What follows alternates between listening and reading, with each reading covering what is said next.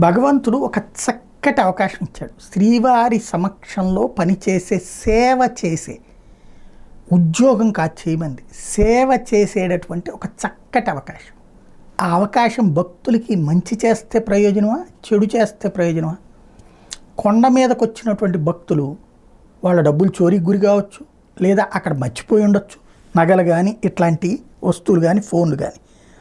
అలాంటివి ఏం చేయాలి? అక్కడ విజిలెన్స్ వాళ్ళ చేతిలో ఉంటుంది, స్టేషను అది ఉంటుంది. అక్కడ ఉన్నటువంటి అధికారులు ఏం చేయాలి?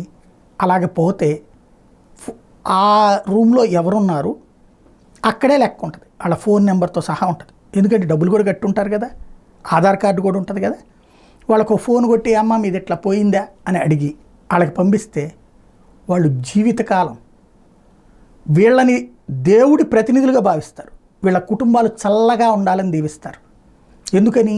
దేవుడి దగ్గర మనం మర్చిపోయి వచ్చాం, ఇట్లాగా దేవుడు మళ్ళీ మనకిచ్చాడు అని ఆ దేవుడి మీదన విపరీతమైన గౌరవం ఉంటుంది. అదే సందర్భంలో వీళ్ళకి కూడా ఆ దేవుడి సేవలో చేశారని అయ్యా మీరు చల్లంగా ఉండాలయ్యా అని ఆశీర్వదిస్తారు.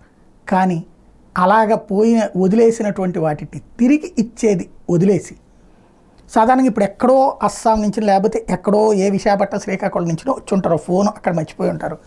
వెళ్ళిపోయాక ఫోన్ పోయింది అనుకుంటారు, కానీ మళ్ళీ తిరుపతి వెళ్దాం వెళ్ళి అక్కడ పోలీసులకు కంప్లైంట్ చేద్దాం అనుకుంటారా? ఉండదు. నగ అయినా అట్లాగే ఉంటుంది. లేదా కొంతమంది మాత్రం అది బాగా కాస్ట్లీ అయితే కనుక వెనక్కి వెళ్ళి ఇట్లాగ అడుగుతారు. మళ్ళీ ఖర్చులే కదా ఒక సామాన్యుడికి. అలాంటప్పుడు వీళ్ళు ఇస్తే ఎంత బాగుండేది. అది చెయ్యకపోగా వాటిని మామూలుగా ఏం చేస్తారంటే వీళ్ళు ఫోన్లు ఇట్లాంటివి అయితే లెక్క ప్రకారం అవన్నీ వాళ్ళకి పంపించవచ్చు. అదేం చేయకుండా అయ్యేమో సిబ్బంది వాడేసుకుంటుంటాం.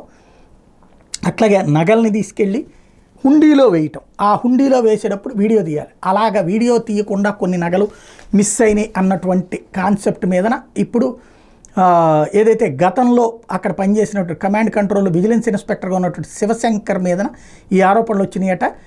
సెల్ ఫోన్లు, బ్లూటూత్లు ఇట్లాంటివన్నీ కూడా ఇది ఇప్పుడు తాజాగా బయటకు వచ్చిందట. దాంతో ఇప్పుడు విఐ శివశంకర్ని ఆల్రెడీ ఇంతకుముందు ఉన్నప్పుడే బయటకు వచ్చిందట. వైసీపీ హయాంలో అతన్ని వీఆర్లో పెట్టారు, వేకెన్సీ రిజర్వ్లో పెట్టేసి ఆ తర్వాతన ఆ పేరెంట్ డిపార్ట్మెంట్కి పంపించేశారు. అయితే ఇప్పుడు అతని మీద కేసు పెట్టాలి అన్నటువంటి చర్చ నడుస్తుంది. ఏం జరుగుతుందో చూడాలి.